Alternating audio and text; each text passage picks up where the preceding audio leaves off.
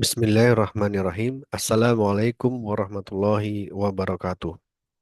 Mari kita awali kuliah ini dengan bersama baca lafaz basmalah. Bismillahirrahmanirrahim. Dan mari kita berdoa. Raditu billahi robba wa bil islami dina wa bi muhammadin nabiyya wa rasulah. Rabbi zidna ilma warzuqna fahma. Amin amin ya rabbal alamin. Baik, melanjutkan tentang hukum benda. Di dalam hukum benda, ya ada juga bagaimana kita memahami hukum benda itu sebagai dalam konteks benda yang dimiliki oleh seseorang, maka dia menjadi harta kekayaan. Nah, harta kekayaan tersebut itu bentuknya adalah benda di mata hukum. Harta itu adalah sesuatu objek yang dimiliki oleh subjek hukum yang kemudian disampaikan di dalam bahasa pada umumnya adalah harta. Dalam konteks hukum, ada istilah hukum benda, maka harta itu adalah benda. Bagaimana harta itu dimiliki dalam konteks hukum harta kekayaan? Harta benda atau harta atau benda, mohon maaf, benda itu dapat dimiliki yang wujudnya berupa harta kekayaan yang wujudnya berupa benda itu dapat dimiliki oleh seorang subjek hukum dengan dua model, dengan dua hak yang timbul, yaitu hak mutlak dan hak relatif. Kalau seseorang memiliki harta, menguasai memiliki harta dalam bentuk menguasai benda, ya, maka dalam penguasaan benda tersebut dimungkinkan setiap subjek hukum memiliki dua hak ini, hak mutlak atau hak relatif. Hak mutlak itu adalah hak di mana hak yang harus dihormati secara mutlak, ya. Hak apanya? Hak kepribadian, hak dalam hukum keluarga, hak kebendaan atas suatu benda. Jadi, yang harus dihormati dalam hukum keperdataan terhadap seseorang itu adalah hak kepribadian pertama. Hak kepribadian itu berarti hak di mana Anda mempunyai privasi-privasi tertentu. Ya. Kemudian hak dalam hukum keluarga, hak yang di mana lingkup antar orang, yang di mana antar subjek hukum itu lingkupnya hanya lingkup keluarga. Hak antara orang tua dengan anak itu dilindungi dalam hukum keperdataan. Ya. Dan yang ketiga, hak kebendaan atas suatu benda, yaitu hak yang di mana seseorang atau subjek hukum memiliki benda, memiliki hak kebendaan, maka hak itu harus dihormati secara mutlak. Ini adalah sistem hukum yang menciptakan bahwa seseorang yang sudah menguasai kebendaan disebut dengan hak, ya, hak milik, bisa apapun hak itu, hak milik, hak guna bangunan atau hak yang lainnya, maka orang yang lain harus secara mutlak menghormati kepemilikan tersebut. Tidak bisa orang memiliki benda tanpa adanya secara gitu ya, mendapatkannya bagaimana. Nanti di dalam pemahaman hukum benda ada istilah pembayaran tanpa hutang, yang di mana seseorang mendapatkan benda atau harta yang di mana dia tidak berhak dalam harta tersebut, maka itu bukan hak dia. Ya. Artinya, kalau ada orang menerima harta yang dia tidak ada hubungan apapun, maka itu tidak secara konteks hukum, maka itu harus dikembalikan kepada orang yang berhak. Yang berhak siapa? Kecuali benda itu adalah benda tanpa pemilik, tidak melekat pada subjek hukum. Benda yang tanpa pemilik, maka dia membutuhkan pemilik, penguasaan. Ya, dapat dikuasai oleh orang tanpa harus adanya proses mekanisme transaksi. Hmm, Barang tanpa pemilik atau barang tanpa ada yang melekat hak suatu kebenaran, maka bisa dikuasai, gitu ya. Tetapi kalau barang itu sudah dikuasai, entah itu karena beli, transaksi, diberikan hibah, wasiat atau waris, maka orang, subjek hukum lain harus menghormati kepemilikan penguasaan benda tersebut secara mutlak.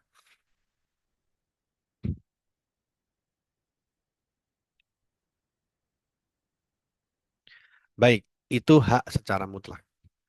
Kemudian, yang kedua, hak relatif. Apa itu hak relatif? Hak relatif yaitu hak yang hanya dipertahankan karena adanya kepentingan tertentu. Jadi adanya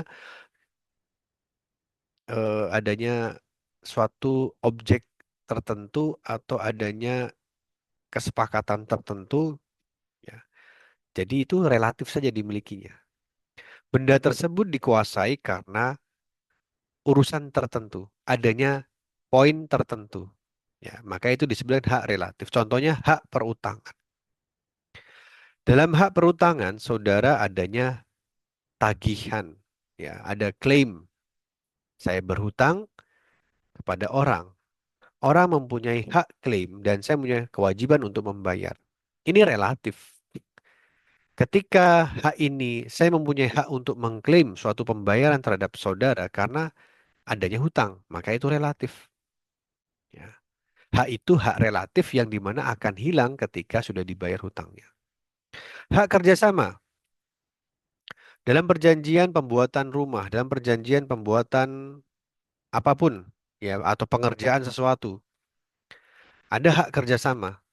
Ya, kerjasama itu berbasis pada tujuan yang digunakan atau tujuan yang dicari atau yang akan digapai. Saya membuat kesepakatan transaksi, saya akan dapat memiliki sesuatu dan akan dibuatkan dalam bentuk kerjasama. Ketika itu sudah dilakukan, maka haknya itu hanya sebatas kerjasama saja. Saya akan dibuatkan 5 roti. Saya beli, maka hak relatif tadi ya ketika hak saya hanya 5 roti, saya bayar secara 5 roti, kerjasama itu hanya sebatas 5 roti. Jadi kepentingan tertentu saja. Itu yang disebut dengan relatif. Ya. Hak relatif dengan hak mutlak ini berbeda. Ya, hak mutlak itu ya sesuatu harus dihormati kepada subjek hukum lainnya ketika dia sudah memiliki benda. Misalnya, hak relatif saya mendapatkan roti. Roti itu sudah jadi milik saya, maka hak orang lain harus menghormati bahwa roti itu milik saya. Itu mutlak. Orang harus menghargai itu. Tapi relatifnya di mana? Relatifnya bahwa saya meminta tolong orang membuatkan roti. Maka kepentingannya apa? Membuat roti. Ketika roti itu sudah dipenuhi, maka selesailah hak itu. Sebatas roti saja. Yang ketiga, hak sewa, hak jual beli ya. Sewa itu berarti saya hanya menyewa. Menyewa apa? Menyewa sebidang kamar. Kamar itu saya gunakan untuk 2 tahun. Berarti hak relatifnya apa? Saya bisa menguasai kamar itu selama 2 tahun. Orang harus menghormati secara mutlak bahwa kamar itu saya kuasai selama 2 tahun. Itu hak mutlaknya itu. Tapi relatifnya apa? Bahwa saya hanya bisa menguasai secara mutlak kamar itu selama 2 tahun. Dan kembali kepada aturan sewa. Ketika tuan rumah ingin memutus apa bisa apa tidak, atau mengubah kamar, maka itu harus diatur. Termasuk jual beli. Jadi dalam hukum kebendaan ada dua hak ya, hak relatif dan hak mutlak. Anda harus bisa membedakan itu. Nah, yang terakhir ya, ini adalah materi singkat saja. Nanti Anda akan saya berikan beberapa pengerjaan-pengerjaan tugas, bukan tugas, tapi pengerjaan-pengerjaan materi latihan. Ini tolong saudara hafalkan baik-baik asas-asas hukum benda. Setidaknya ada 10 yang sebenarnya ada cukup banyak ya, tapi kita gunakan 10 meskipun 10 ini sebenarnya tumpang tindih. Arti tumpang tindih itu bisa saja sama pengertiannya. tapi dengan judul yang berbeda. Yang pertama adalah hukum pemaksa. Dalam asas hukum benda dikenal asas hukum pemaksa. Pemaksa itu apa? Pemaksa bahwa sesuatu yang sudah dimiliki maka orang lain dipaksa harus mengakui. Saya sudah membeli HP, ya mau nggak mau orang harus mengakui bahwa ini adalah HP milik saya. Dipaksa orang untuk mengakui hal tersebut. Itu hukum pemaksa. Ya. Ketika saya sudah membeli barang, maka saya harus menguasai barang itu. Itu hukum pemaksa. Itu asas yang pertama adalah asas hukum pemaksa. Yang kedua, bahwa dalam hukum benda dikenal dengan asas, yaitu asas benda dapat dipindahkan. Dipindahkan ini artinya bukan dipindahkan dari lantai satu ke lantai dua, ya. Bukan dipindahkan dari utara ke selatan, dari timur ke barat. Tapi dipindahkan ini artinya dapat dialihkan, ditransaksikan, dapat dipindah tangankan. Ya. Maka benda itu adalah benda yang dapat dimiliki. Maka ketika dapat dimiliki, tentunya orang lain memerlukan itu atau bisa membutuhkan benda tersebut. Maka untuk apa benda apabila tidak bisa dialihkan? Maka teori ini keluar ketika sudah adanya praktik eh, praktek ini keluar supaya bisa apa namanya? Supaya mohon maaf, praktek ini keluar karena melihat praktek-praktek bahwa oh benda itu sebaiknya dapat dialihkan. Karena untuk apa seseorang menciptakan suatu benda ya apabila tidak bisa dimanfaatkan. Sehingga asasnya adalah dapat dipindahkan atau dialihkan. Baik, yang ketiga bersifat individualistis. Apa itu individualistis? Individualistis itu artinya kalau orang sudah memiliki barang, dalam konteks individualistis, artinya barang yang atau benda yang sudah dimiliki, maka itu menjadi hak milik si pemilik itu secara individualistis. Ya. Individualistis berarti ada refer nama subjek hukum yang melekat pada orang tersebut. Ya. Subjek hukumnya siapa? A, B, C. Secara individualistis itu berarti dikuasai itu. Masing-masing tadi ya. Bisa masing-masing, bisa perorangan atau atas nama yang jelas barang itu, benda itu melekat secara individualistis. Baik itu dikuasai bersama atau bersifat eh, sendiri. Yang jelas individualis itu berarti barang itu melekat pada subjek tertentu. Ya. Yang keempat adalah totalitas. Totalitas itu apa? Totalitas itu artinya adalah benda yang dimiliki itu adalah totalitas, tidak bisa dipisah-pisahkan. Misalnya, nanti misalnya itu Anda kerjakan saja. Totalitas itu artinya suatu barang yang satu dalam suatu benda itu berfungsi sama, maka ketika akan dialihkan atau dikatakan benda itu, maka itu harus satu kesatuan. Saya katakan gini, saya memiliki mobil. Mobil itu satu kesatuan apa? Mobil itu harus ada roda, harus ada mesin, satu kesatuan. Jadi nggak bisa yang namanya mobil tanpa roda, dijual mobil tanpa roda. Meskipun ada yang tertarik ya, tetapi yang namanya mobil adalah mobil dengan roda dan mesin. Ya, itu totalitas. Jadi memahaminya lah satu benda itu kesatuan, satu kesatuannya ini.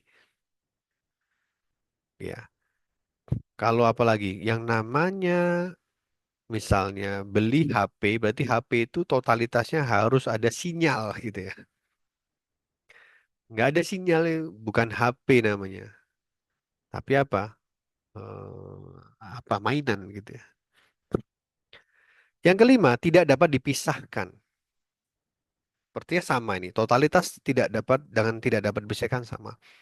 Tidak dapat dipisahkan ini artinya suatu benda baik itu yang sudah berlaku menjadi suatu benda, maka tidak dapat dipisahkan dari unsur benda itu. Ya. Kalau saya membeli rumah, maka otomatis saya membeli tanah, gitu ya. Itu tidak dapat dipisahkan. Kalau saya beli kipas angin, berarti saya beli kitirannya juga, kipasnya. Kalau saya beli AC, saya beli ya mesin pendorongnya, ininya gitu ya. Itu tidak dapat dipisahkan. Artinya memahami totalitas dan tidak dapat dipisahkan sama. Kemudian ada 6 prioritas. Prioritas itu apa? Prioritas itu berarti dalam hak kebendaan apabila ada benda, ada hak yang timbul setelahnya, maka harus diprioritaskan pada hak yang lebih dulu. Ya, itu hak ya. Dari dalam hak prioritas itu seperti itu. Mengedepankan hak yang lebih awal daripada hak yang selanjutnya dibuat. Misalnya mobil sudah saya beli, kemudian mobil itu mau disewakan, ya harus diselesaikan dulu hak jual belinya, yaitu hak prioritas. Yang ketujuh, hak percampuran. Percampuran itu apa? Hak yang dimana dalam konteks benda itu dapat dicampur. Campur gimana? Misalnya saya hutang. Hutang ada jaminan. Nah, itu berarti antara benda yang disebut klaim, hutang, dan jaminan, kemudian ada lagi hak lainnya, hak hak apa? Guaranti misalnya, guaransi pihak ketiga itu hak percampuran. Jadi benda itu bisa dilakukan percampuran terhadap perlakuan benda tersebut. Ya, itu percampuran. Jadi saya menggadaikan benda, saya hutang dulu, saya gadaikan, kemudian saya meminta tolong orang untuk menjadi pengganti garansi saya, menjadi penjamin garansi saya. Itu percampuran. Yang kedelapan adalah hak perlakuan berbeda. Apa maksudnya perlakuan berbeda? Ya, tentu benda bergerak dengan benda tidak bergerak atau benda tetap berbeda memperlakukannya. Ya. Benda bergerak begini cara memperlakukannya, benda tetap begini cara memperlakukannya. Maka harus ada perlakuan yang berbeda. Karena apa? Tergantung kembali pada bendanya. Dalam hukum perdata benda itu dibagi dua, ya, benda tetap dan benda bergerak. Yang benda bergerak kemudian dibagi lagi dalam bentuk benda-benda yang lain. Oleh karena itu, saudara harus bisa memperlakukan masing-masing benda itu sesuai dengan aturan atau undang-undang atau mungkin asas yang berlaku di dalam benda yang terlibat di situ. Yang kesembilan, asas publisitas. Publisitas itu adalah asas di mana memerlukan yang namanya keterbukaan informasi kepada orang lain. Jadi memberikan hak informasi terhadap suatu barang di mana barang itu dipublikasikan berdasarkan atau dikeluarkan oleh institusi tertentu. Ya, misalnya apa? Setiap benda yang memerlukan hak informasi, contohnya tanah, ya, harus dipublisitas itu. Ya. Kapan dipublisitasnya? Ketika hendak diterbitkan sertifikat. Publisitas itu bukan berarti bentuknya sertifikat keterangan ya, tapi publisitas itu bahwa ini ditunjukkan kepada masyarakat umum bahwa ini objek milik X, gitu ya. Itu namanya publisitas. Ya, publisitas itu berarti publik berhak tahu, gitu ya. Terhadap apa? Terhadap benda tetap. Terhadap apa? Terhadap benda bergerak yang diatur khusus di dalam undang-undang. Ya, intinya membedakan benda bergerak dan benda tetap kembali kepada aturan tertentu dari benda tersebut. Kalau benda tetap itu memerlukan yang namanya pengakuan institusi dari pemerintah. Kalau benda bergerak sepanjang tidak diatur khusus dalam peraturan perundang-undangan, maka itu dianggap benda bergerak. Yang ke-10 bersifat perjanjian. Bersifat perjanjian ini artinya dalam memiliki benda itu transaksinya menggunakan perjanjian. Perjanjian kan luas, mau jual beli, sewa. Jadi dalam memiliki hak kebendaan, hak benda itu setiap subjek hukum menggunakan transaksi. Transaksi itu adalah disebut dengan perjanjian. Yaitu gambaran sederhana tentang asas-asas hukum benda. Ada 10 ya. Tolong ini semua dihafalkan, ini semua diberikan contoh. Nah, dalam materi kuliah ini saya meminta saudara untuk bisa memberikan contoh mengenai hak mutlak, hak relatif, dan contoh dari penerapan asas-asas hukum benda. Terima kasih. Kita akhiri dengan bersama baca lafaz hamdalah.